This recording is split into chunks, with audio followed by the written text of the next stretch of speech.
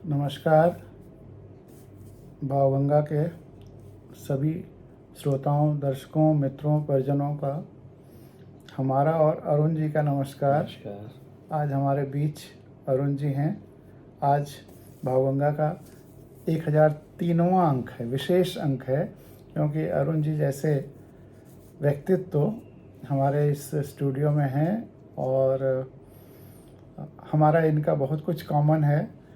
लेकिन सबसे बड़ी बात की विचारधारा कॉमन है। और हम भी 1 साल तक इंडियन फॉरेस्ट सर्विस में रहे हैं। मैं छोड़ के वहाँ से चला आया। वही जब गीदड़ की मौत आती है तो शहर की तरफ भागता है, तो मैं आईआरएस में चला गया। लेकिन मैं आईआरएस में फॉरेस्ट से अलग होकर के नहीं गया।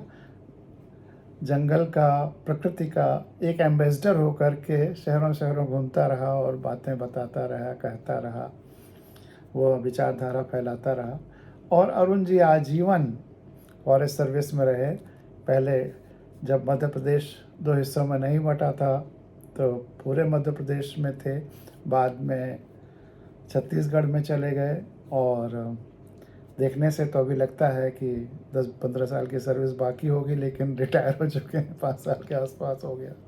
और रायपुर में रहते हैं और वहाँ से लखनऊ आए हुए हैं। तो मैंने कहा कि इनके आने का हम भी फ़ायदा लें और हमारे भावगंगा के इस प्रवाह को भी फ़ायदा मिले, आप सबको फ़ायदा मिले, हम लोग आपस में अंतरंग चर्चाएं करें। तो अब अरुण जी से वैसे तो काफ़ी सवाल, बहुत दिनों से ये भावगंगा को सुन रहे हैं, इस पे कमेंट्स भी करते रहे हैं, लेकिन सवाल भी आज करेंगे, अपनी राय भी देंगे। लेकिन पहला सवाल तो मैं यही इनसे पूछता हूँ कि भावगंगा के इस परिवार के बीच में आकर के, क्योंकि सुनने वाले भी सारे परिवार हैं और सामने ही है एक तरह से, तो कैसा लग रहा है? पहले सभी साथियों को नमस्कार। ये मेरा सौभाग्य है कि भाई साहब के सानिध्य में आज यहाँ आने का, आप लोगों के बीच आने का अवसर मिला। भावगंगा से काफ़ी पुराना रिश्ता है और इसको बराबर देखने का अवसर मिलता रहता है। और सबसे अच्छी चीज़ ये है कि इसका स्पेक्ट्रम बड़ा वृहद है। भावगंगा का पूरे ब्रह्मांड, पूरी पृथ्वी और प्रकृति का जो एक चक्र है, उस सबको मिला के कैसे हम अपनी जीवन शैली को उससे एक पॉजिटिव एनर्जी को पा के कर सकते हैं। और यही हमने फॉरेस्ट सर्विस में देखा है कि इंसान एक बहुत छोटी इकाई है एक पूरे तंत्र का, और उसके साथ रह के चलने में ही भलाई है। तो यही एक संक्षेप में कहना चाहूँगा। तो तुम्हारे जो प्रश्न हैं या जो तुम्हारी बातें कहना चाहते हो, जिस पे आज हम लोग चर्चा करें, तुम्हारे इंटरेस्ट की जो जो चीज़ें हैं। हाँ, नहीं, मेरा तो इसमें ये कहना है कि मानव सभ्यता, इतिहास सब मुझे पढ़ने का शौक़ है। तुमने तो खूब किताबें पढ़ी हैं। जी जी जी। और जब घर में किताबें ज़्यादा रखने लगो तो काम तरह तरह के पारिवारिक असुविधाएं भी लोगों को हो जी सकती जी हैं, जी। तो उसको से भी जूझना पड़ता है हमको भी, तुमको भी। करेक्ट। लेकिन उसके बावजूद हम लोग किताब के कीड़े भी हैं और रहेंगे। तो जो राजतंत्र था, उसके बाद हमारा संविधान बना, प्रजा राजा का जो एक धर्म का आवरण है।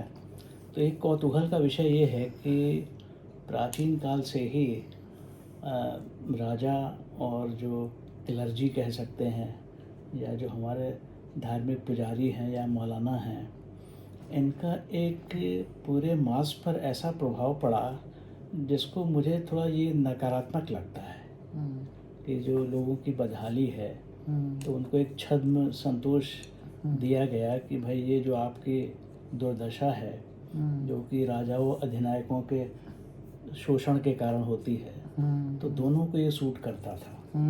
तो उन्होंने कहा और उसको धर्म का आवरण दे के और एक पोथी और सब में समाहित करके लोगों को, आम जनों को ये बताया गया कि जो आपकी दुर्दशा है, इसके लिए आप दोषी नहीं हैं। आपने जो पुराने ज़मानों में, पुरानी पीढ़ियों में पाप किए थे, उसके कारण है। तो ये एक शोषण सदियों पुराने से चला आ रहा पीढ़ियों है, में या पुराने जन्मों पुराने में। जन्मों में ऐसा कह के उनको मूर्ख बनाया गया। और अब इसको जो वैज्ञानिक, हम लोग विज्ञान के छात्र रहे हैं, तो वैज्ञानिक सोच, साइंटिफिक टेम्पर है, तो ऐसा लगता है कि वही सही चीज़ है। तो इसी के विषय में थोड़ा सा मैं काफ़ी प्रभावित हूँ। कुछ वेस्टर्न थिंकर्स जैसे कि रूसो है, मॉन्टेस्क्यू है, डेड्रो है, वोल्टायर है, तो इन्होंने एक बहुत बड़ी वैचारिक क्रांति पहले लाई, जो फ्रेंच रिवॉल्यूशन है, इसने मुझे काफ़ी प्रभावित किया। मैंने पेरिस में जाके वहाँ अध्ययन भी किया, देखा भी। तो पूरी एक पीढ़ी को उन्होंने पहले ये कन्विंस किया कि आप जैसे कि फ्रांस के उस समय का जो लुई 16 के पहले, आप 14वीं शताब्दी कह लीजिए, 14वीं से लेके 16वीं शताब्दी, तो ये उनका एक वैसा दौर था। तो उसमें उन्होंने लोगों को जागरूक किया। और उस समय संक्षेप में मैं ये बता सकता हूँ, नहीं, इसको संक्षेप में नहीं, विस्तार में बताओ। ये बहुत महत्वपूर्ण है। राजतंत्र इसका मैंने संकेत तो कितनी बार किया है, लेकिन विस्तार से आज तुमसे सुन करके सबको बहुत अच्छा लगेगा और हमको भी बहुत अच्छा लगेगा। तो और जिन विचारकों का तुमने नाम लिया है, उनके बारे में भी जितना जितना तुम बता सको जरूर बताओ। और क्योंकि हमारे जो दर्शक श्रोतागण हैं, ये बहुत जिज्ञासु हैं और पूरा जानना चाहते हैं, खूब प्रश्न भी करते हैं और बाद में फ़ोन भी आते हैं। तो बहुत अच्छा लग रहा है कि आज बहुत महत्वपूर्ण विषय पर तुम अपनी बात रख रहे हो। तो फ्रांसीसी क्रांति में इन विचारकों का इन्होंने पूरी वहाँ की जनमानस को ये बताया कि कैसे इन लोगों का गठजोड़ जो है, उसने पूरे समाज को के शोषण में भागीदार हुए। और उस समय की व्यवस्था में जो क्लर्जी था, जिसको हम पादरी समूह कहते हैं, और राजा और जो नोबलमैन, जो मतलब सामंतवाद वाले लोग हैं, ये तीनों लोग बिल्कुल टैक्स नहीं देते थे। और जो मध्यम या नीचे वाले वर्ग था, सारा करीब 80% कह लीजिए टैक्स उन्हीं से आता था, सारा भार उन पर था। तो उनकी कमर तोड़ महंगाई और सब कहिए। तो इससे फिर धीरे धीरे उनको जब ये सेंसिटाइज किया गया, तो लोगों में जो गुबार था, जो तनाव था, धीरे धीरे ये चरम पर पहुंचा।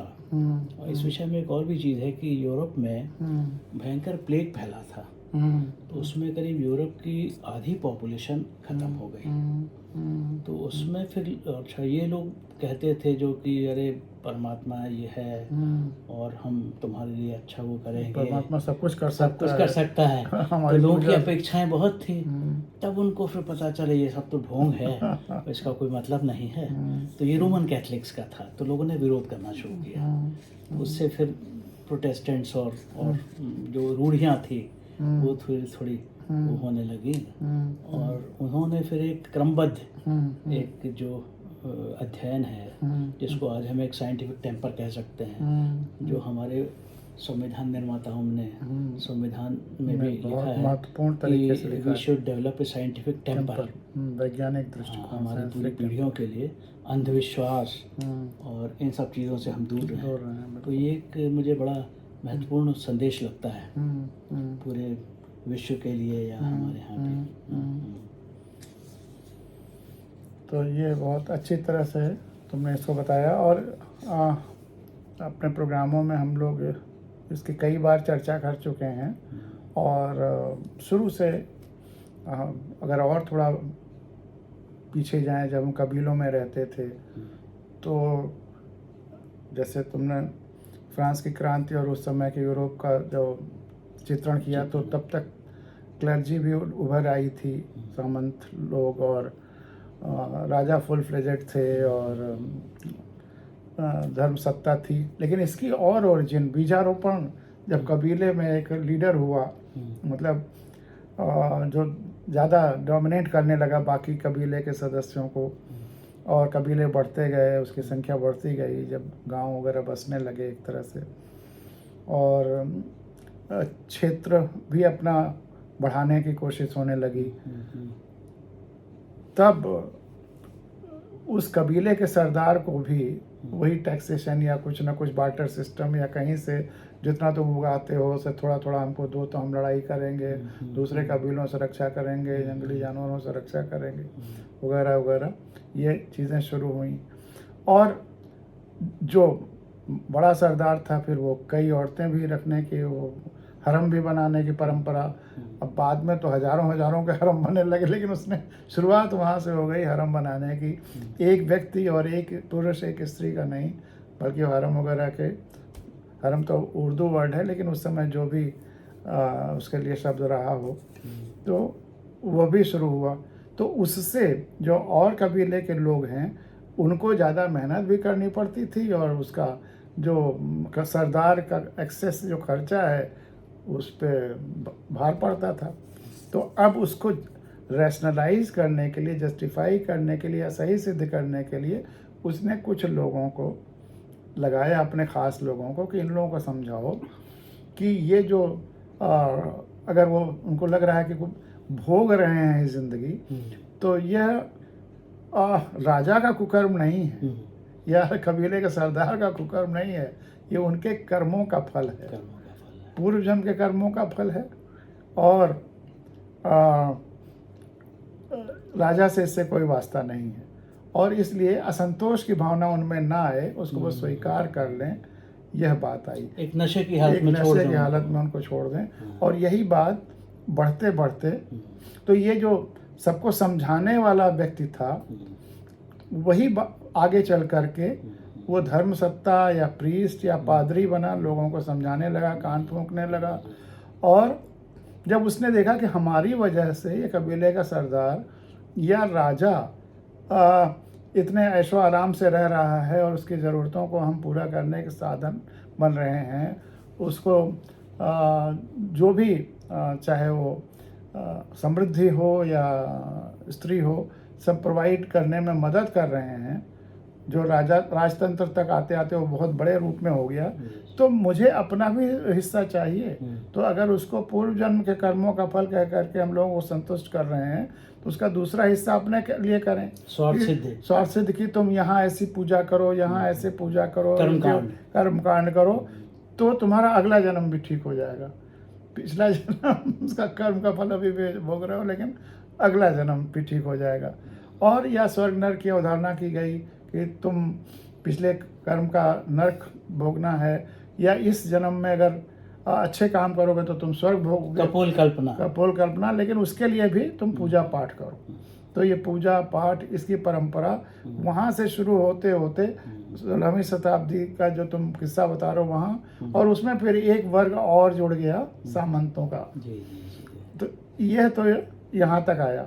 और इसमें शुरुआत कहाँ से हुई, मतलब यहाँ से यहाँ जो पूरी यात्रा आई, तो उस जंगल, क्योंकि जहाँ से हम लोग हमारा प्रोफेशन रहा है हमारा तुम्हारा, तो वहाँ जब जंगलों में आदमी रहता था, वहाँ से जो यात्रा शुरू हुई, तो उसमें दो बड़े क्रांतिकारी क्षण आए। जब मनुष्य एक तो चौपाए से जब दो पाए पे आया, पहला जो ट्रांसफॉर्मेशन आया वो ये आया, तो उसके हाथ स्वतंत्र हो गए, तो और जानवरों से वो श्रेष्ठ हो गया, क्योंकि पेड़ की डंडी तोड़ करके, लाठी बना करके वो उनको फेंक सकता था। पत्थर वत्थर तो थे नहीं, पत्थर तो मैदानों में नहीं थे, पत्थर लेने के लिए आप नदियों के उद्गम स्थान तक जाना होगा, और आग थी नहीं शुरुआत में, तो यह हथियार सबसे बड़ा पेड़ की डंडियां ही बनी, जिससे उसने अपनी सुरक्षा भी की और वही हथियार हुआ। तो पहला तो जब उसका हाथ फ्री हुआ और उसने हथियार उठाया। दूसरा, जब हाथ से ही वह कुछ लिपियां बना सकता था, लिखने की शुरुआत भी हाथ से ही हुई, और उस लिपियों से वो दूसरे लोगों से कम्युनिकेट कर सकता था। और धीरे धीरे उस जब अलग अलग तरीके की लिपियां एक दूसरे को कम्युनिकेशन, कहीं धीरे धीरे गूंगा करते करते एक भाषा डेवलप होनी शुरू हो गई, एक दूसरे को भाषा के माध्यम से कुछ कहना शुरू कर दिया। तो भाषा की उत्पत्ति हुई हाथों की वजह से, और जो लिखने की उत्पत्ति हुई, इससे एक और नया फेनोमेना हुआ, एक नई बात हुई कि बोलने की वजह से वह झूठ बोल सकता था। शब्दों के अलावा आप झूठ बोल ही नहीं सकते। आपका शरीर कभी झूठ नहीं बोलेगा। बॉडी लैंग्वेज झूठ नहीं बोलेगा। सत्य ही होती है। हम जब भी झूठ बोलते हैं दूसरों को बेवकूफ़ बनाने के लिए या जिस भी स्वार्थ की सिद्धि के लिए, तो अपने शब्दों के माध्यम से ही झूठ बोलते हैं। हमारी आंखें नहीं झूठ बोलेंगी, सच बोल देंगी। हमारे सांसों की गति, हृदय की गति, संवेदनाओं के आगे बढ़ने की प्राकृतिक उसका नर्व्स की जो स्पीड है, वो मैसेजेस आगे बढ़ाने की न्यूरॉन्स की जो उसके टेस्ट किया जा सकता है, स्पीड जो ये लाई डिटेक्टर टेस्ट झूठ मापने का जो यंत्र है, वो यही है कि आपके शब्दों और आपके शरीर में कितना अंतर है। इसी से आप झूठ बोल रहे हैं कि नहीं ये पता चलता है। तो वहाँ से मनुष्य को झूठ बोलने की जब भाषा आ गई और लिखित रूप में तो और ज़्यादा प्रचार प्रसार शुरू हो गया। लेकिन जब झूठ बोलने की कला आ गई, तब वह जो पुरोहित था वह लोगों को समझा सकता था कि जंगल के उस कोने पर चल कर के उस पेड़ के पास तुम पूजा करो, तब तुम्हारा सब कुछ ठीक हो जाएगा। ये झूठ बोलना वहाँ शुरू हो गया, नहीं तो कैसे समझाता। तो भाषा ने बहुत साथ दिया है। भाषा ने कितना अच्छा भी किया है लेकिन बुरा भी किया, उसी का दोनों तरफ से इस्तेमाल हुआ। और ये जब जो भाषा का वहाँ आविष्कार उस समय हो रहा था जंगल में, 16वीं शताब्दी तक आते आते उसमें ये हो गया कि फिर इसको प्रिंटिंग प्रेसेस शुरू हो गए, छापने का कारखाने शुरू हो गए, तब इसका प्रचार प्रसार, किताबें तैयार होने लगी, गुटेनबर्ग प्रेस जो है, तो तमाम सारे जो धार्मिक ग्रंथ आने लगे। जो बात किसी तरह से उस पुरोहित को जंगल वाले बड़ी मुश्किल पड़ती थी, 10-20 आदमी बड़ी मुश्किल समझा पाता था, अब लाखों लोगों को एक साथ वो किताब भी उपलब्ध है, वो बात भी उपलब्ध है। लेकिन उसी ने, जिस किताब ने भ्रम फैलाने में काम किया, उसी तंत्र ने, उसी प्रेस ने, उसी पैम्फलेट्स ने जब क्रांति करनी हुई राजा के अगेंस्ट, तो वो भी क्या कहते हैं, इश्तहार बना करके चिपकाने में भी काम किया। तो इस तरह से ये विज्ञान भी उसके पीछे पीछे कैसे कैसे, चाहे भाषा विज्ञान हो या मनोविज्ञान भी, वो भी इस प्रक्रिया में साथ साथ चलता इसका है। एक मैं उदाहरण देना चाहूँगा। ये भाई साहब ने जो भी कहा, धर्म ग्रंथों में इतना इनका व्यापक और इंटेंस प्रभाव था लोगों पर कि लोग हिम्मत नहीं करते थे इनकी बात का खिलाफत करने। बिल्कुल। अब एक उदाहरण है, जैसे बाइबल में लिखा है, बाइबल में स्पष्ट लेख है कि सूरज जो है वो पृथ्वी का चक्कर लगाता है, ना कि पृथ्वी सूरज का। अब कोपरनिकस जो हॉलैंड का वैज्ञानिक रहा, उसने इस बात को सिद्ध किया कि ये गलत है, पृथ्वी चक्कर लगाती है सूरज के, न कि अदरवाइज। लेकिन उसकी हिम्मत नहीं हुई। फिर उसने जब इसको रिसर्च को आगे बढ़ाया तो लोगों ने काफ़ी वो किया, तो अपने जीते जी उसने जो है उसकी हिम्मत नहीं हुई ये कहने की। तो हालांकि उसके बाद फिर तो ये सिद्ध हो ही गया। तो इस तरह से धर्म के आवरण में बहुत से झूठ अभी भी हैं, अभी बहुत उनको बाहर लाना बाकी है। गैलीलियो को सजा ही झेलनी पड़ी केवल इसी के लिए, क्योंकि वो सूरज मतलब कोपरनिकस तो कह नहीं पाया, लेकिन लिखा, उसके नाम का क्रेडिट तो है ही है इस सत्य को। लेकिन हमारे ऋषियों ने तो पहले ही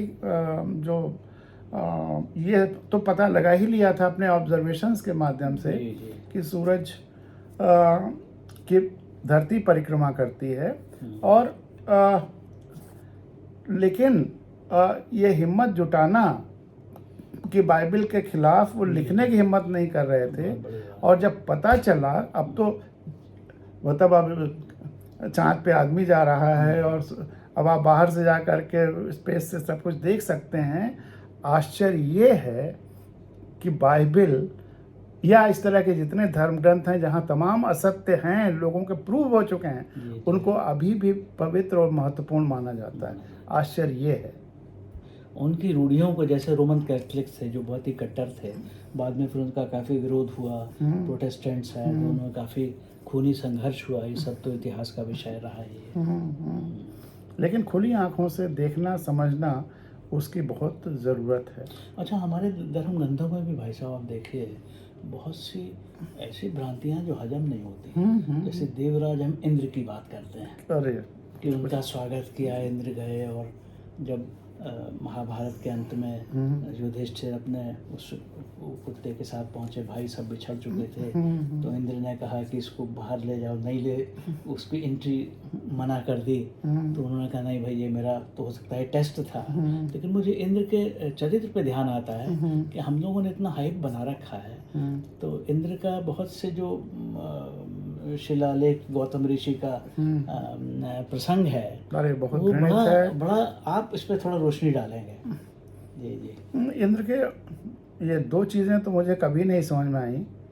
पहला तो यही कि गौतम ऋषि रोज़ सवेरे स्नान करने जाते थे, गंगा स्नान या नदी स्नान, और जब वो गए तो उनकी पत्नी अहिल्या के पास इंद्र उनके पति गौतम ऋषि का बिल्कुल स्वरूप रह करके जा करके वहाँ पर उनके साथ वो व्यभिचार करते हैं।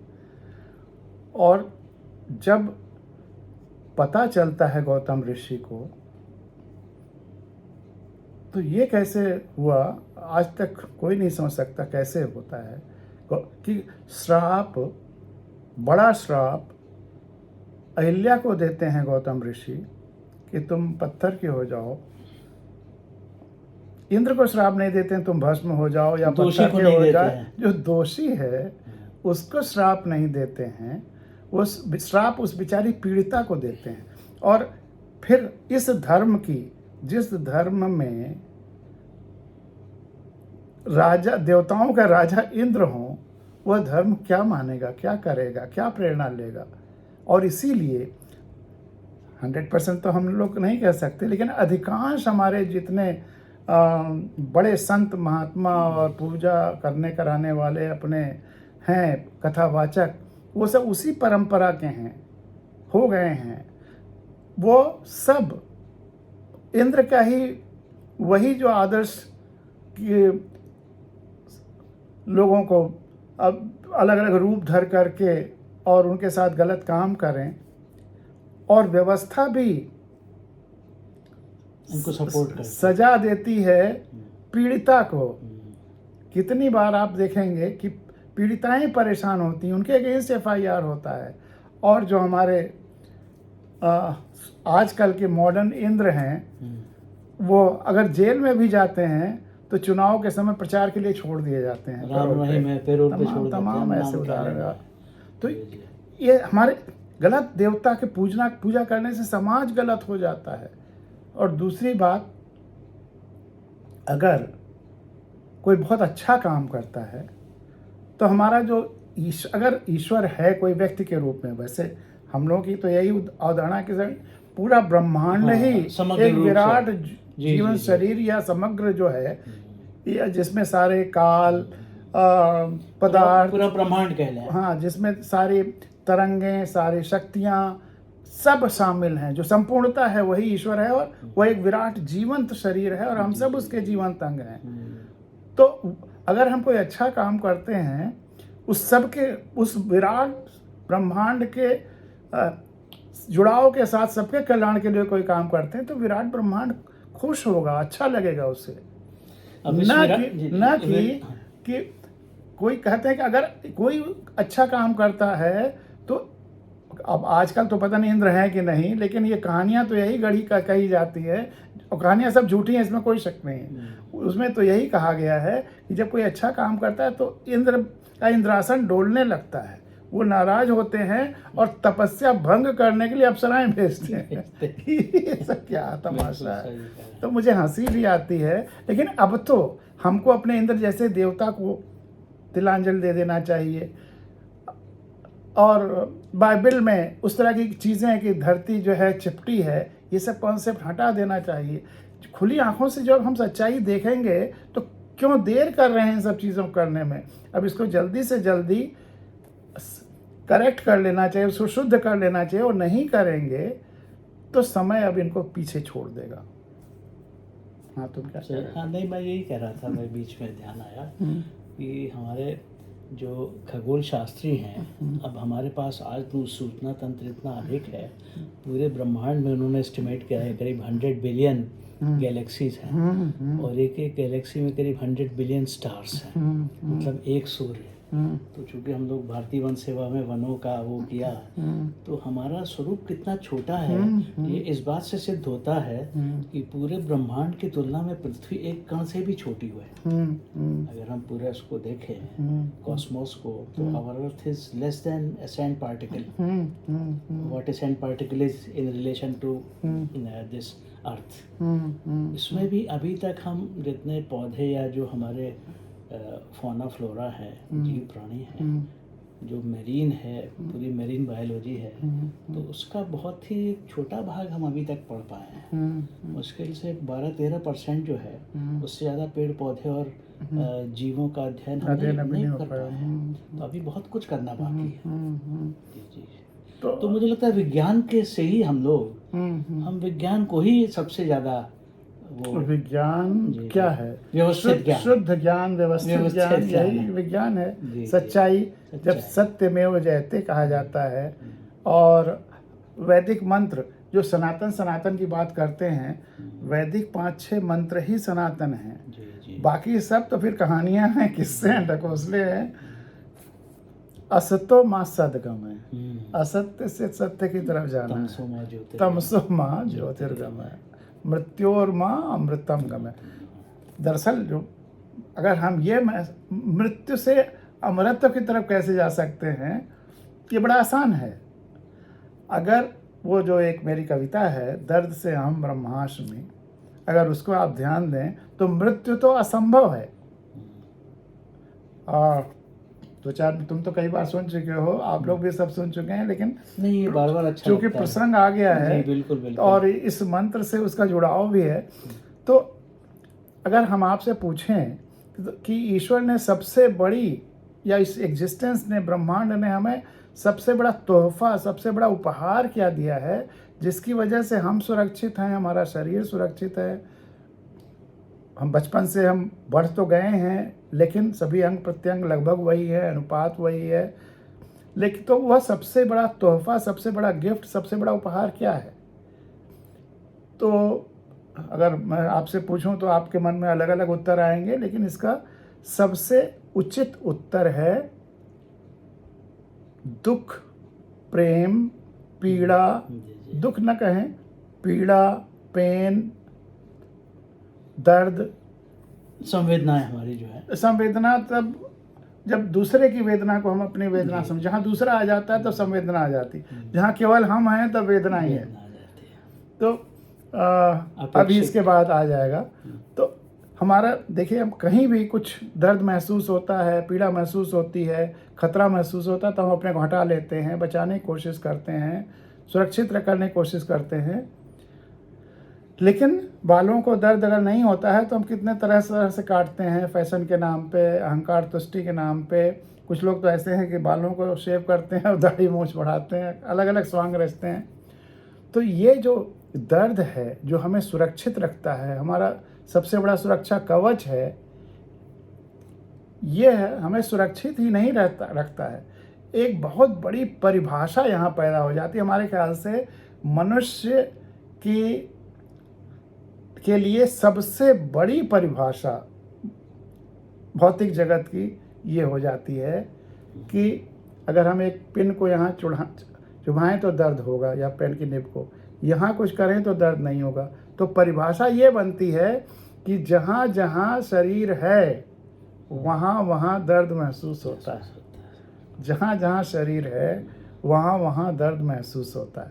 अब विज्ञान में अगर x = y तो y = x, फिजिक्स में, केमिस्ट्री में, मैथमेटिक्स में तमाम सारे प्रमेय और प्रॉब्लम्स अगर सॉल्व करते हैं तो उसका कन्वर्स भी ट्रू है, विलोम भी सही होता है।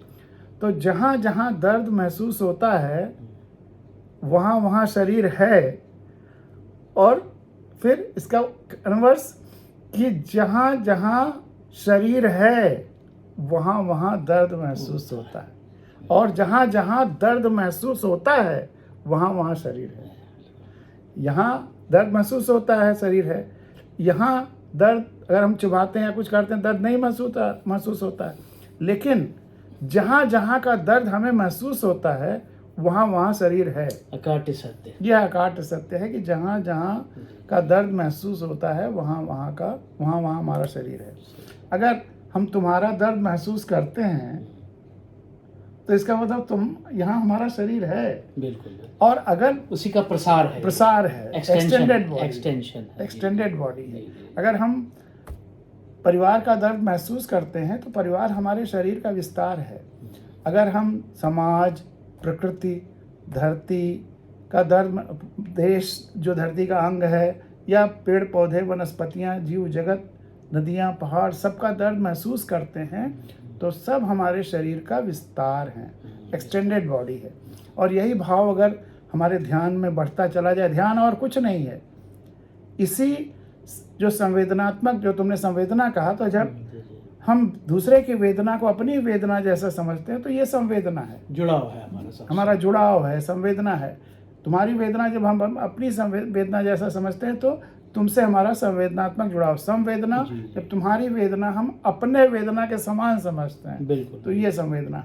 तो अगर हमारा ये संवेदनात्मक जुड़ाव बढ़ते बढ़ते टोटल एग्जिस्टेंस से हो जाए, संपूर्ण ब्रह्मांड से हो जाए, संपूर्ण ब्रह्मांड से अगर हम ये संवेदनात्मक जुड़ाव महसूस करने लगें, जो कि है, हम महसूस ना करें बात दूसरी है, लेकिन हमारा एग्जिस्टेंस संपूर्ण ब्रह्मांड की वजह से है और हमेशा हमेशा जुड़ाव भी संपूर्ण ब्रह्मांड से है। अगर वह महसूस करने लगें तब हम, जो मैंने कहा कि 5 सूत्र जो वैदिक शाश्वत हैं, दूसरा सूत्र तक पहुंच जाते हैं, अहम ब्रह्मास्मि, हम ब्रह्म हैं, हम ही ब्रह्म हैं। क्योंकि अगर ब्रह्म एक विराट जीवन शरीर है, टोटल एग्जिस्टेंस, और हम उसके अंग हैं, तो हमारा नाम क्या होगा? आपके हाथ का नाम क्या होगा? आप ही का नाम आपके हाथ का नाम होगा। ये हाथ कह सकता है हम गिरीशम, तुम्हारा हाथ कह सकता है अहम अरुणम। बिल्कुल बिल्कुल। तो इसलिए अहम ब्रह्मास्मि तक पहुंच जाते हैं, जो कि शाश्वत मंत्र है और सच्चाई है कि हम ब्रह्म हैं, हम ब्रह्मांड हैं, हम उससे संवेदनात्मक रूप से हम वह हो, जब टोटलिटी में हम हैं, यह अंग, तो यह अंग गिरीश थोड़ा हो जाएगा, यह अंग इसका अंग ही रहेगा। वही उसी तरह से हम उससे जुड़े हुए हैं। और अगर हम यह जुड़ाव नहीं महसूस करते हैं, जैसे ये हाथ अगर इस शरीर से जुड़ाव नहीं महसूस करता है तो जाहिर सी बात है, या तो बीमार है, या लकवा मार गया है, या कुछ है गड़बड़। तो अगर हम संपूर्ण ब्रह्मांड से जुड़ाव नहीं महसूस करते हैं तो यह हमारा मानसिक लकवापन है। इसको दूर करना बहुत ज़रूरी है, तभी संसार की ज़्यादातर समस्याएं हल होंगी, धरती भी स्वस्थ होगी, व्यवस्थाएं भी शुद्ध होंगी, सब कुछ होगा। तो एक दूसरा वैदिक मंत्र अहम ब्रह्मास्मि, इसे दूसरे शब्दों में कह सकते हैं तत्त्वमसि, जो सब में है वही हम में है। और अब विज्ञान उसको प्रूव भी कर रहा है कि जो एटम हैं, एटम के नीचे के जो सब पार्टिकल्स हैं और जो एनर्जीज हैं, इन्हीं सबसे पूरा ब्रह्मांड बना हुआ है। और वो अलग अलग रूप भले दिख रहे हो, लेकिन सबका जो इंटरनल कंटेंट है वो तो वही है, एक सामंजस्य भी है। और इसमें ये भावना और जुड़ गई है। ये भावना वाला जो है, जो चेतना वाला जो अंश है, इसी को लोगों ने आत्मा वगैरह कर दिया है, कि जो महसूस करता है इस चीज़ को। बाकी ये सब जगह है, इवन जो निर्जीव हैं वहाँ भी आत्मा है, वह आत्मिक चीज़ें हैं उसके अंदर जा कर के, भले ही वो चल न पाती हों अपने में। तो तत्त्वमसि, जो तुम में है वही हम में है, जो ब्रह्मांड में है वही हम में है। तो असतो मा सद्गमय, और धरती के परिप्रेक्ष्य में वही शाश्वत 2 सूत्र फिर हो जाते हैं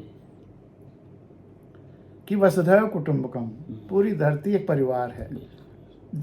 जब हम पूरी धरती का सुख दुख महसूस करें और धरती माँ है ये महसूस करें, और धरती हमारी ही नहीं, सारे जीव जंतुओं, वनस्पतियों और सारे मनुष्यों, सारे देशों, सारी सभ्यताओं, सबकी तो माँ है। एक बड़ा परिवार। हाँ, एक बड़ा परिवार है। जितने बड़े बड़े देवता, पैगंबर, मसीहा सब आए, वो सब की माँ भी धरती माँ है, उनकी भी माँ है, तो वह भी हमारे परिवार का हिस्सा है।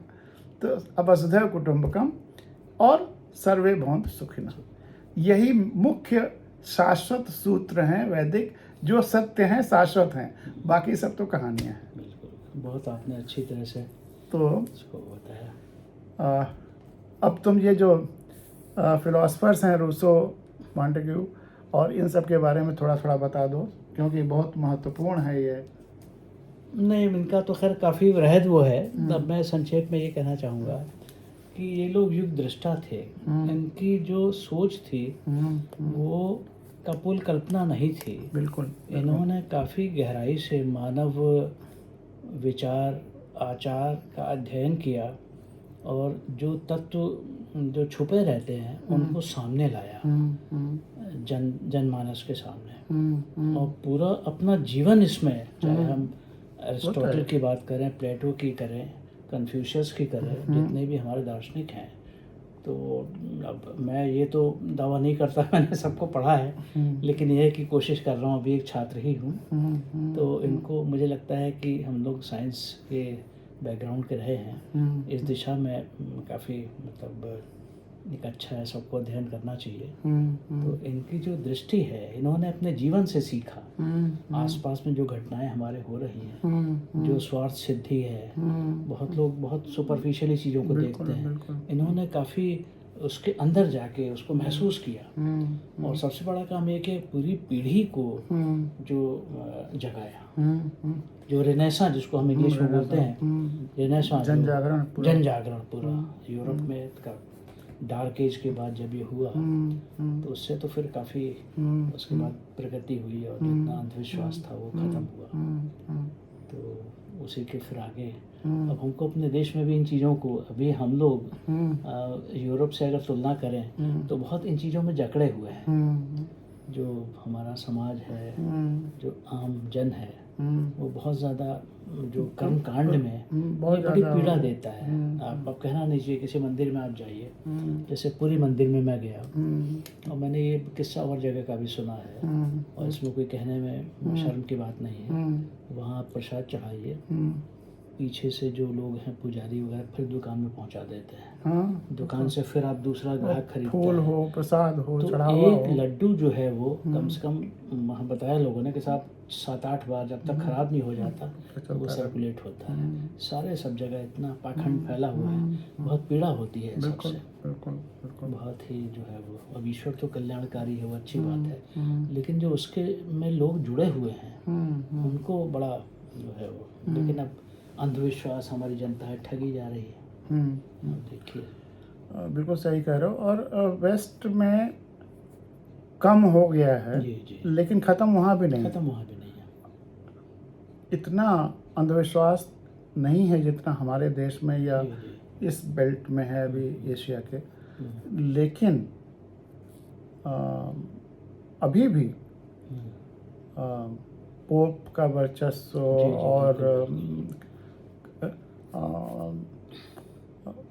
चर्चेज का, और में कितनी बुराइयां सुनने में आती हैं, चर्चेज के अंदर के किस्से कैसे कर रहे हैं, करप्शन वगैरह। और सबसे बड़ी बात कि कोई जा कर के कितना भी बड़ा पाप किए हुआ हो और वहाँ जो है कन्फेस कर ले तो माफ। कोई भी समाज सभ्य नहीं हो सकता या अच्छा नहीं हो सकता जब तक कि वो ये न माने कि हर कर्म का फल मिलता है। अगर हम बुरा कर्म करेंगे तो इसका बुरा फल होगा, अच्छा कर्म करेंगे तो अच्छा फल। जैसे हम लोग कहते हैं गंगा जी में डुबकी हाँ, लगा दी, वो हमारे यहाँ और ज़्यादा है कि एक पाठ करा लो पंडित जी को बुला के घर में तो सब सारे पाप खत्म, सब सारे पाप। और कोई नदी में नहा लो, एक मंदिर में जाके प्रसाद चढ़ा दो तो सब ठीक हो जाएगा। ये सब क्या तमाशा, दिल बहलाने वाली बातें हैं सब, मतलब भ्रमित करने वाली बातें हैं और अपने भविष्य के वंशजों को भी नष्ट करने वाली बातें। और जो तुमने बहुत अच्छी बात कही कि ईश्वर बड़ा दयालु है। जी। तो ईश्वर क्या है? संपूर्णता ईश्वर है, टोटलिटी ईश्वर है, एग्जिस्टेंस ईश्वर है, प्रकृति को ही हम। तो अब ये बताओ कि अब इससे बड़ा और कौन क्या चाहिए कि हमें ईश्वर या टोटलिटी दे। नाक अगर दिया है तो हवा भी दे दिया है, ईश्वर का अंश है हम तो, हम ईश्वर के अंश हैं। और जो हवा है तो ईश्वर के अंश में हवा भी है, पानी भी ईश्वर ने दिया है, हमारे जो जो ज़रूरतें हैं उस एग्जिस्टेंस ने दिया है। खाने के लिए वनस्पतियाँ भी हैं, लेकिन ज़रूरत भर का जब तक हम लेते हैं तब तक तो हम ठीक ज़िंदगी की, लेकिन हम जब लोभ के व्यापार के चक्कर में पड़ते हैं, उनका जब नाश करने लगते हैं, चाहे पानी का हो, चाहे हवा का हो, चाहे वनस्पतियों का हो, चाहे जंगली जानवरों का हो, चाहे अन्य जानवरों का हो, तब हमारी दुष्टता जो है हमें अक्षम में बना देती है। जैसे गांधी जी ने कहा था, nature has abundance in bounty for everyone's need but not not for everyone's greed. अब प्रकृति से जो तो संतुलन ईश्वर है जी, अब ईश्वर तो कितना हमारे लिए सब कुछ तो दे रहा है, अब उससे ज़्यादा क्या हमारी ध्यान रखेगा। और 24 घंटे हम कितना हम कुकर्म भी करते हैं तब भी ध्यान रख रहा है, लेकिन उस कुकर्म का फल कहीं ना कहीं मिलता है, चाहे अपने शरीर के अंदर ही बीमारियां आ जाएं, हमारे आसपास के पर्यावरण में उसका इतना दुष्प्रभाव पड़े कि उसका फिर हमारे ऊपर ही खमियाजा भुगतना पड़े, हमारे परिवार पर, बच्चों पर, कहीं ना कहीं हमारे कुकर्मों का फल मिलता है। बिल्कुल असंभव है, क्योंकि ये तो कॉज एंड इफेक्ट है, उनको उससे असर पड़ता है, देखते पड़ता है, हैं बिल्कुल जो असर मानव पड़ता स्वभाव जो है वो सीखता है बिल्कुल आसपास से, हर चीज़ से। सही बात है। तो और अब कल ही तुम जाने वाले हो, तुमने तो जी, एक बार जी। और हम लोग बैठते, लेकिन आज और थोड़ी देर चर्चा कर लें। हाँ नहीं तो बिल्कुल काफ़ी अच्छा जो है। अब बस इसमें एक चीज़ और मैं कहना चाहूँगा कि हम लोगों को आज की जो इस दौर में एक बहुत बड़ा सब में मैंने 90% नोटिस किया है कि हम लोग खुशी जो महसूस करते हैं वो हमको अच्छी नहीं लगती। हमको वो अच्छा लगता है कि दूसरों को लगे कि हम खुश हैं। जैसे कि मेरे बहुत से मित्र हैं, वो जाते हैं घूमने बाहर या विदेशों में कहीं, तो एक ने कहा कि साहब बहुत सब घूम लिया लेकिन देख नहीं पाए, क्योंकि सारे समय फोटोग्राफी करते रहे, फेसबुक पे डालना था हमको दोस्तों को इम्प्रेस करने के लिए। ये तो बहुत मतलब उन्होंने घूमने में महीन साइकोलॉजी कि वो दूसरों के लिए घूमने गए थे, दूसरों को कि दिखाने उनको के लिए। लगे कि भाई ये बहुत ही खुश हैं। बहुत देख के आए हैं। नहीं, एकदम सही कह रहे हो। और सच्चाई ये है कि आपको बहुत जो अच्छा लगे, जो कपड़ा दूसरे कह रहे क्या पहना है आपने, आपको ठीक लग रहा है तो आपके लिए बेस्ट वही है। हम ऊपर से अंदर तक ईमानदार रहें, न कि दूसरे हमको वैलिडेशन, हमको जो है खुद से वैलिडेट करिए।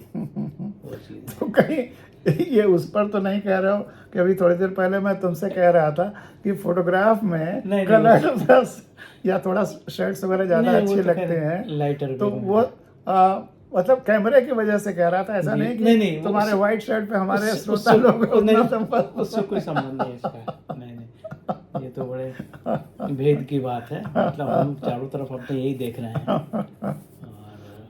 नहीं, बिल्कुल सही बात है। और दूसरा एक और भी चीज़ है कि हमारे पास अगर संसाधन हैं, फिर भी आप देखिए संसाधन बड़े सीमित होते हैं सब जगह, बिल्कुल। और हमारे में एक स्वार्थ ही होती है। मैं आपको अपना एग्जांपल देता हूँ अपने घर में, कि मेरा प्रयास ये रहता है कि जहाँ मैं हूँ वहाँ 2-3 लाइट जला लूँ, कोई बात नहीं, लेकिन जहाँ नहीं हूँ मैं सबसे बोलता हूँ कि आप ऊर्जा है, इसको संरक्षित करिए, ये फाइनाइट है, अगर आप ही सब खर्च कर देंगे तो फिर बाकी क्या करेंगे। तो ये पैसे की बात नहीं है। अगर आपके पास संसाधन पैसा हो तो भी आप अधिकारी नहीं है इसके। जैसे इसी कड़ी में मैं बताऊं, जर्मनी में एक बहुत अच्छी प्रथा है। आप रेस्टोरेंट में जाएंगे और आपने ऑर्डर बहुत ज़्यादा किया और आपने काफ़ी छोड़ दिया, तो you are liable to be fine करते हैं। बिल्कुल सही होना वो कहते हैं आप उतना ही लीजिए जितना आप कंज्यूम कर सकें। You don't have any right to waste, so what if you have ordered for more, आप दोबारा ले लीजिए। तो ये चीज़ मुझे बहुत अच्छी इम्प्रेस की। ड्रेसडन में हम लोग गए थे, तो ये हमको सीखने लायक है। हम लोग कितना देखे भोजन कितना वेस्ट करते हैं, बहुत फेंका जाता है और उसको वो है।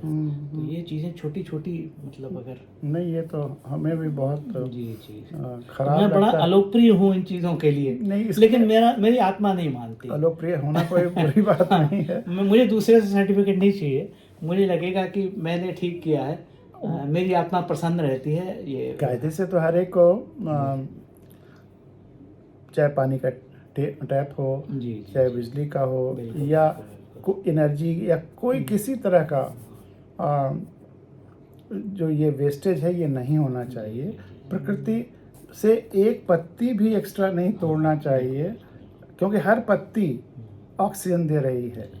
तो मैं तो मेरे गज़ल का एक शेर ही है कि हर पत्ती हमें ऑक्सीजन देती है, मेरे लिए तो कोई पत्ती पराई नहीं है। और बिल्कुल अंतःस्थल से मैं बोल रहा हूँ कि मेरे लिए हर एक पत्ती इस धरती पर किसी भी धर्म के बड़े से बड़े पूजा घर से बहुत बड़ी है। बहुत अच्छा कहा आपने। और सारे पूजा घर बंद कर दिए जाएं, बिल्कुल। धरती बहुत अच्छी हो जाएगी। और वहाँ पे अगर पेड़ लगा दिए जाएं तो धरती और अच्छी हो जाएगी। लेकिन अगर सारे पेड़ पौधे हटा दिए जाएं तो 4 घंटे के अंदर हम सब खत्म हो जाएंगे। तो इसलिए सबसे बड़ी ये जो पेड़ पौधे दिखते हैं हमको हरे भरे लगते हैं, हम समझते हैं इनको पेड़ हैं, धरती का श्रृंगार है, ये हमारी जीवन रक्षक हैं। रक्षक है। इनसे बड़ा डॉक्टर कोई नहीं है। ये पेड़ पौधे वनस्पतियां यही हमारे डॉक्टर हैं। इन पेड़ों पौधों वनस्पतियों ने ही मेरा शुगर खत्म कर दिया, मेरी आंख ठीक कर दी। पहले दूर का चश्मा लगता था, नज़दीक का दूर का कहीं कोई दिक्कत नहीं है। तो हम इनको पहचाने तो सही, इनकी शक्तियाँ, इनको इज्जत देंगे तो ये इनके आशीर्वाद से, इनकी कृपा से। कोई देवता आशीर्वाद कृपा नहीं देता, ये प्रकृति ही हमें आशीर्वाद कृपा देती है। तो इसी तरह से नदियाँ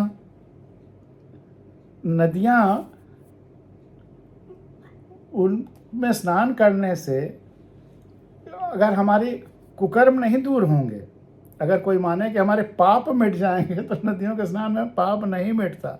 लेकिन नदियों में सामूहिक स्नान करने से एक बड़ा वैज्ञानिक कारण है, जिससे वजह से हमारे रोग मिट सकते हैं या भविष्य के रोग दूर हो सकते हैं। वो टीका वाला सिद्धांत, ये वैक्सीनेशन वगैरह तो 100, 200, 300, 400 साल पहले हुआ है। लेकिन ये जो सामूहिक स्नान है, ये हजारों सालों से हमारे अंदर टीकाकरण करते रहते हैं। कहीं भी सही ज़्यादा जहाँ जल राशि हो, नदियाँ बहती हुई हों या बड़ा झील हो, वहाँ जब हजारों लोग नहाते हैं तो व्यक्ति के शरीर से जो तरह तरह के बैक्टीरिया और ये वायरसेस जो बीमारियों के हैं, पैथोजेंस हैं, वो वहाँ जाते हैं, वो भी रहते हैं। और जब हम नहाते हैं तो हमारे अंदर भी जाते हैं। लेकिन जो इंजेक्शन का सिद्धांत है वैक्सीनेशन का, कि हमारे अंदर जब वो चीज़ें जाती तो हमारे शरीर में एंटीबॉडी उनके पैदा हो जाती। हमारा ये जो मस्तिष्क और बॉडी है, ये सबसे बड़ा ड्रग फैक्ट्री है, मतलब औषधि का एक फैक्ट्री है।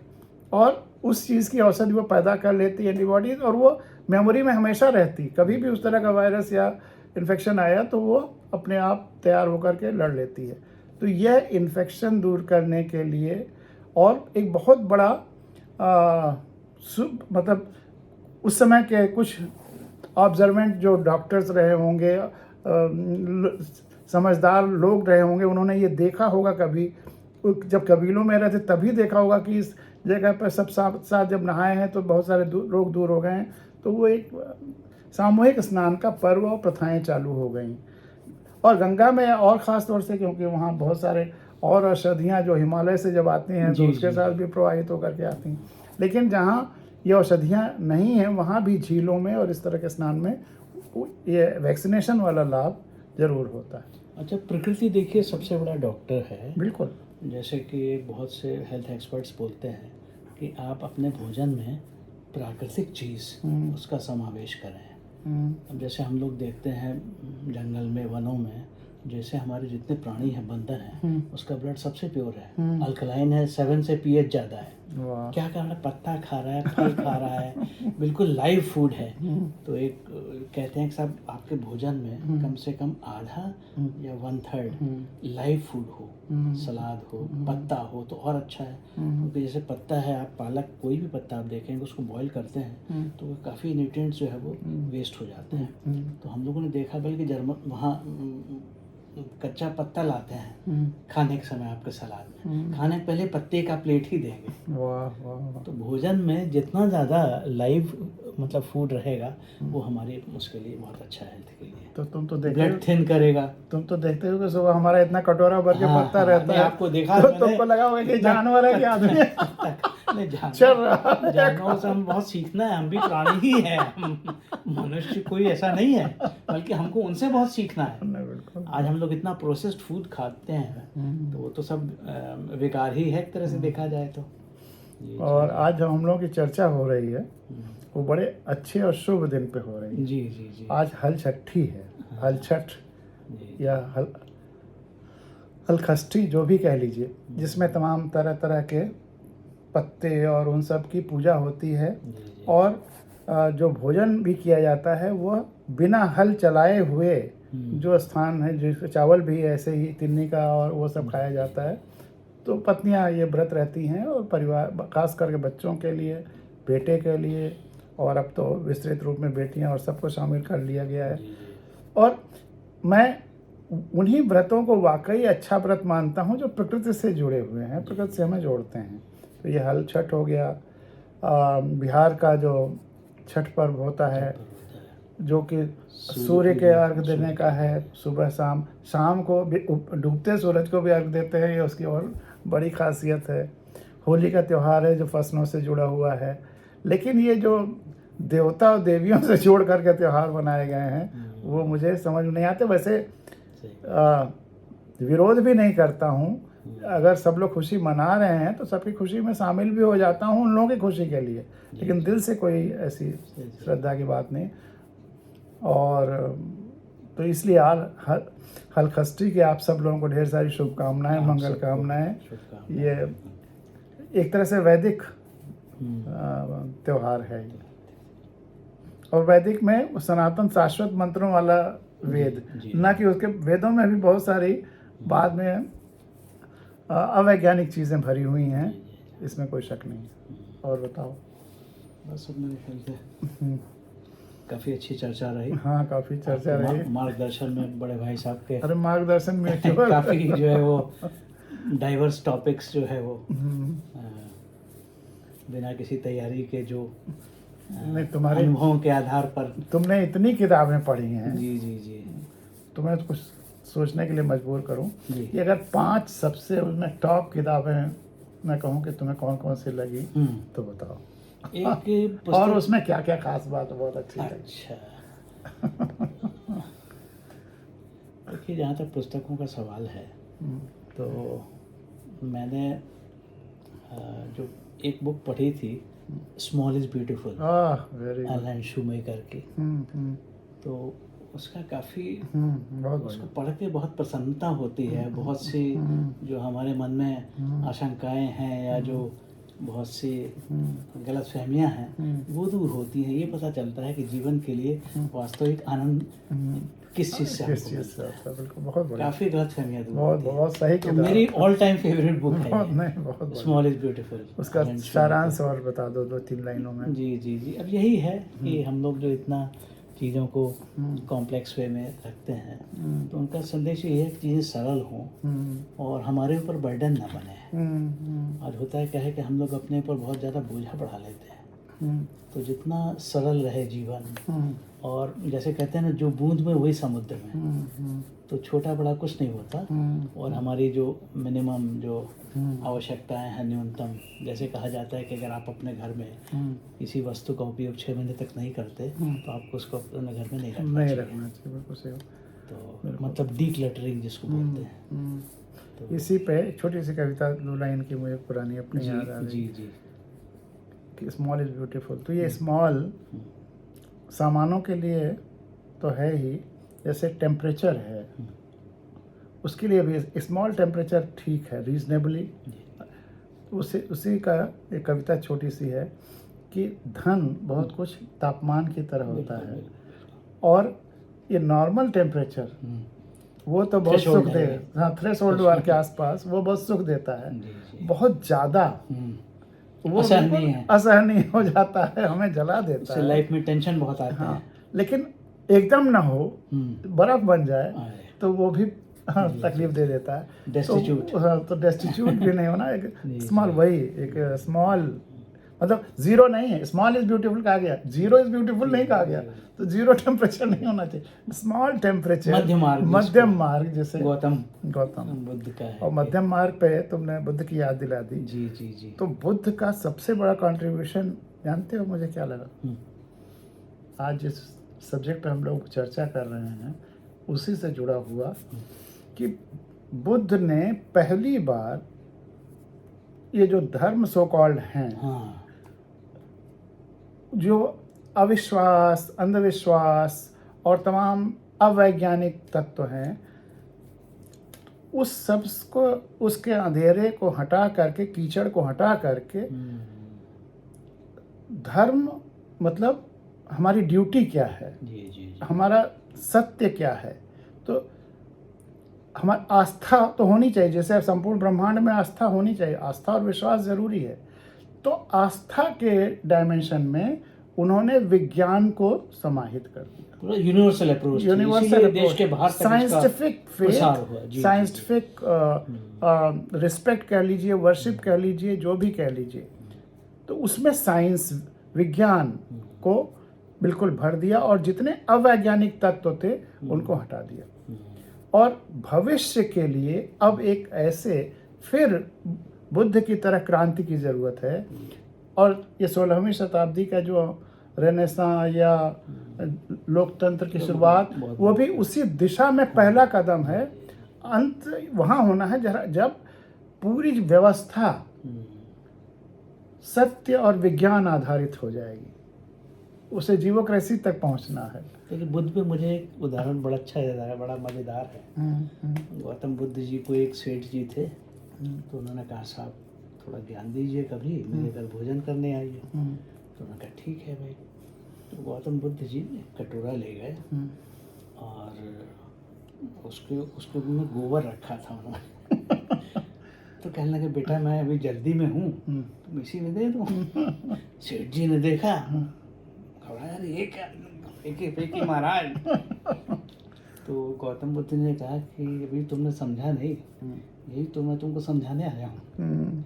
कि उनका तात्पर्य ये था पहले अपने को शुद्ध करो, अपने विचार को अपने, तभी तुम्हारा खाद्यान्न आएगा। तो कितने सरल शब्दों में बहुत बड़ी बात उन्होंने समझाई। तो स्मॉल इज ब्यूटीफुल के बाद दूसरी किताब, और फिर वैसे तो मैं स्पोर्ट्स पर्सन रहा हूँ, 40-50 साल से खेल रहा हूँ, तो स्पोर्ट्स में काफ़ी दिलचस्पी है। तो अब खैर स्पोर्ट्स की बुक्स का तो कहना ठीक नहीं है।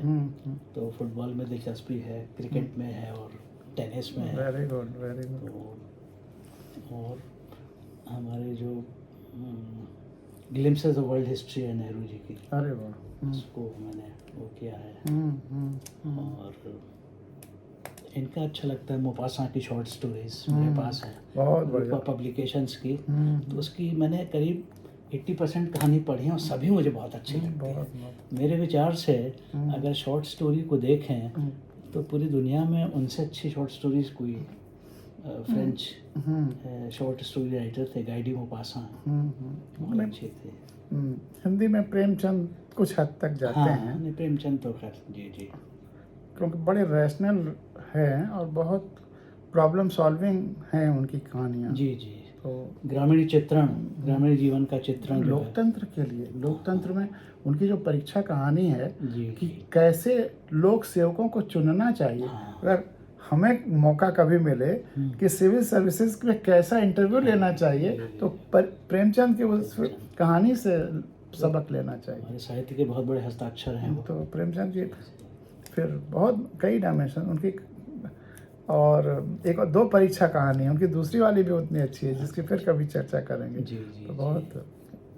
और दूसरी किताब, और इसके बाद एक पुस्तक और थी, एक मैंने पढ़ा था, वो रिलीजियस पुस्तक थी, हालांकि मैं ऑटोबायोग्राफी ऑफ ए योगी, तो मुझे अच्छी लगी थी। वो काफ़ी पहले मैंने पढ़ी थी, आज से करीब 40 साल पहले।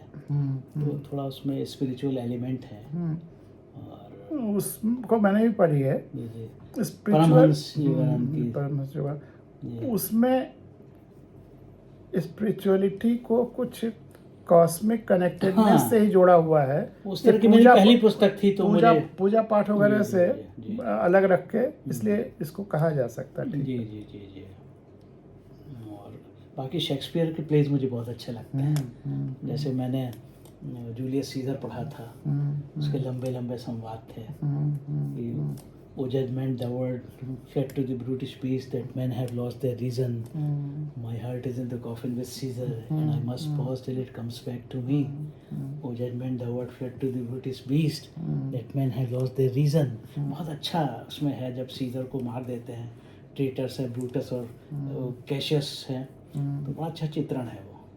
तो उसको कुछ जी, हिंदी में बता दो थोड़ा सा संक्षेप हाँ में। वो जूलियस सीजर। अब देखिए यूरोप में तो क्या है, सारा चाहे रोमन से टाइम से ले लें और उसको चाहे ऑटोमन एम्पायर से करें या फिर हैब्सबर्ग एम्पायर से जो ऑस्ट्रिया की थी पढ़ा जाए, तो एक्सपेंशनिस्ट ज़्यादा थे, प्रसारवादी। इसीलिए सारे जितने लड़ाइयाँ हैं बड़ी सब यूरोप में हुई अपना राज्य बढ़ाने के उसमें। और सबसे लेटेस्ट तो फिर हिटलर का रहा है। तो ये है।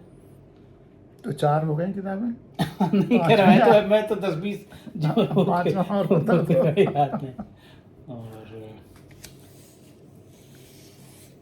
इसके बाद नेहरू जी की डिस्कवरी ऑफ इंडिया भी मुझे काफ़ी अच्छी लगी। बहुत बढ़िया। मतलब नेहरू को हम इसलिए बहुत पसंद करते हैं कि उन्होंने गांधी जी का भी माई एक्सपेरिमेंट्स विद ट्रूथ, बल्कि गांधी जी को हम लोगों ने उतना गंभीरता से नहीं लिया। जैसे वो आइंस्टाइन ने कहा था ना, such a one ever in flesh and blood, generations to come with scarce believe. तो अब आज गांधी जी की ज़रूरत बहुत महसूस होती है कि कितना सिंपल वे में, तो उनकी हर चीज़ जो है बहुत ही मूल्यवान है, ये मैं कह सकता हूँ। हर विषय पे उनके गांधी जी के विचार जो थे बहुत मूल्यवान। नवजीवन पब्लिकेशंस का है पूरा मेरे पास। अच्छा। डिस्कवरी ऑफ इंडिया, ये मैं थोड़ा थोड़ा पढ़ता रहता हूँ भाई साहब, वेरी गुड, मतलब रैंडमली। बहुत अच्छा। और अभी लगता है कि बहुत पढ़ना है, अभी बिल्कुल नहीं पढ़ा है, सच पूछे तो ईमानदारी से मैं कहूँ तो 5% भी नहीं पढ़ पाए हैं। मुझे भी हमेशा लगता है कि अभी तो इसका कोई अंत नहीं है। बहुत सारा, बहुत अच्छी किताबें बहुत लोगों ने लिखी हैं, और तब और अच्छा लगता है कि जो हम लोगों के विचार हैं, जिसके लिए काम कर रहे हैं भावगंगा में, ये चीज़ें, इसके ग्लिम्सेस पुरानी बहुत अच्छी अच्छी किताबों में दिखाई देती हैं। अच्छा, तब और अच्छा लगता है। वेस्टर्न लिटरेचर, आप चार्ल्स डिकेंस को पढ़िए, थॉमस हार्डी को पढ़िए। अब फादर तुम्हारे इंग्लिश के प्रोफेसर थे, तो अब हमको लगता है वो चीज़ें तो बहुत ग्रेट है। और हमारा हिंदी साहित्य तो खैर समृद्ध है ही। जयशंकर प्रसाद और छायावाद के जो हस्ताक्षर हैं, ये निराला जी टुकड़े टुकड़े में इनको ही पढ़ने का प्रयास करते हैं। वो मोहन राकेश जो आधुनिक युग के हैं।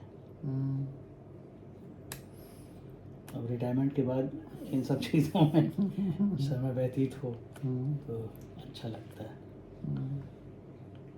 तो काफ़ी अच्छा लगा आज आपके सानिध्य में। मैं अपने को बहुत खुशनसीब मानता हूँ, हम सब भाग्यशाली मानता हूँ कि भाई साहब के हम सब लोग आप हमारे काफ़ी सीनियर रहे हैं। मेरा 84 बैच रहा फॉरेस्ट IFS का, आपका 78 बैच था। तो फिर आप इनकम टैक्स में गए, तो हम लोग के आदर्श हैं, हम लोग काफ़ी इनसे सीखते हैं। तो काफ़ी आपका सहयात्री हैं पुस्तक नहीं आपने तो अरे मैं सोच रहा था कि अपने 5 में एक आध मेरे में रखोगे।